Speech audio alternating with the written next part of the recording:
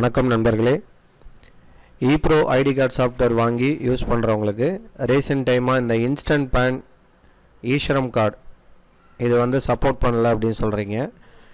அதுக்கான அப்டேட் வந்து இருக்குது. உங்களுக்கு அப்டேட் வேணும்னா நீங்கள் பே பண்ணி வாங்கிக்கலாம். இல்லை நான் இப்போதைக்கு அதில் இன்ட்ரெஸ்ட் இல்லை அப்படின்னாலும் நீங்கள் வெயிட் பண்ணி பார்க்குறதா இருந்தாலும் பார்க்கலாம்.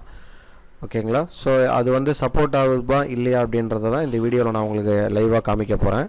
ஸோ சாஃப்ட்வேரில் எப்பயும் போல் நீங்கள் டாக்குமெண்ட்டில் போகிறீங்க.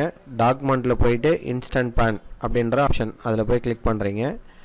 இன்ஸ்டன்ட் பேனில் போயிட்டு ஃபைலை வந்து ஓப்பன் பண்ணுறீங்க. ஓப்பன் பண்ணிவிட்டு பாஸ்வேர்டு வந்து ப்ரொவைட் பண்ணுறீங்க.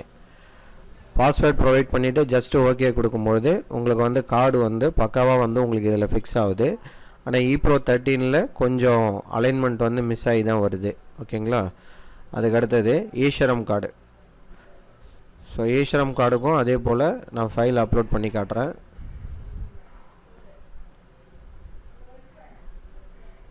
ஸோ பார்த்தீங்கன்னா 2 கார்டுமே வந்து உங்களுக்கு இதில் பக்காவாக வந்து ஃபிக்ஸ் ஆகுது. ஓகேங்களா? இந்த அப்டேட் வந்து உங்களுக்கு வேணும்னா டிஸ்கிரிப்ஷனில் என்னோடய மொபைல் நம்பர் கொடுத்துருப்பேன், கால் பண்ணுங்கள், நீங்கள் பே பண்ணி வாங்கிக்கலாம். எப்சன் L8050 அந்த மாடலுக்கும் இது வந்து கண்டிப்பாக சப்போர்ட் பண்ணும், ட்ரை மாடலுக்கு. ஓகேங்களா? வேறு ஏதாவது டவுட் இருந்ததுன்னா எனக்கு கான்டாக்ட் பண்ணுங்கள், நான் எக்ஸ்பிளைன் பண்ணுறேன். தேங்க்யூ.